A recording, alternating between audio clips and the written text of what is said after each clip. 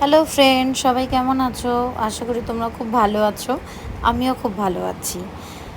তো আজকে আমি একটা ছোট্ট ব্লগ করছি। মানে আমি তো ব্লগ খুব কম করি, ইনস্টাতে ভিডিওটাই বেশি বানাই।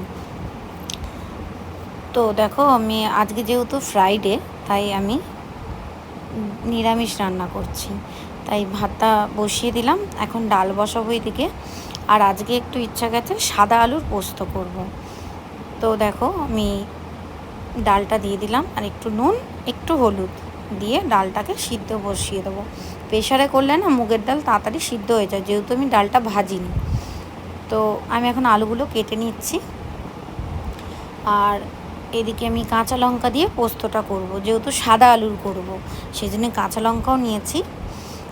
আজকে হলুদ দেবো না, লঙ্কা গুঁড়ো দেবো না, আজকে কাঁচা লঙ্কা দিয়েই করব। রোজই তো লাল লাল ঝাল ঝাল খাওয়া হয়, তো আজকে ভাবলাম যে একটুখানি সাদা আলু খেয়ে দেখি কাঁচা লঙ্কা দিয়ে। রোজ কাঁচা লঙ্কাতেই রান্না করি, কিন্তু তাও আমি একটু কালারের জন্য কাশ্মীরি লঙ্কা দিই।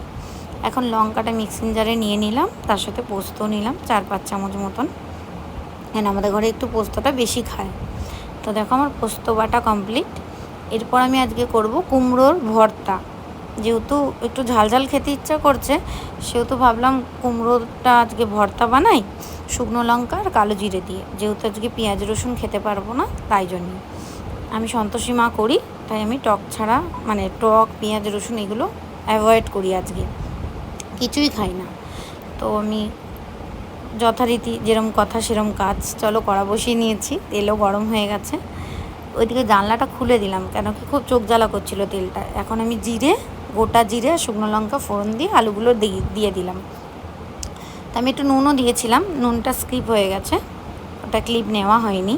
তো একটু নুন দিলে ঢাকা দিয়ে ভাজলে জিনিসটা খুব সুন্দর ভাজা হয়। আর আলুতে আমি অনেকটা বেশি তেল দিয়ে ফেলেছিলাম ভাজার জন্য, তো আলুটা ভাজা হতে আমি তেলটা তুলে রেখেছি। এখন আবার একটু স্বাদ মতন নুন দিয়ে এরপর আমি পোস্তটা দিয়ে দেবো।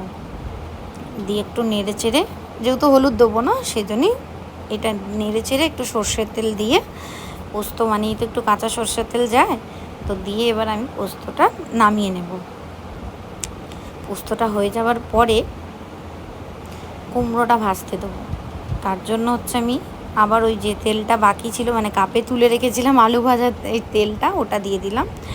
শুকনো লঙ্কা কালো জিরে ফোড়ন দিয়ে আমি কুমড়োগুলো দিয়ে দেবো। নুন হলুদ মাখিয়ে রেখেছি ধুয়ে, কুমড়োগুলো দিয়ে দিলাম। এরপর যেহেতু নুন হলুদ আছে, তো কুমড়োটা ঢাকা চাপা দিয়ে কুমড়ো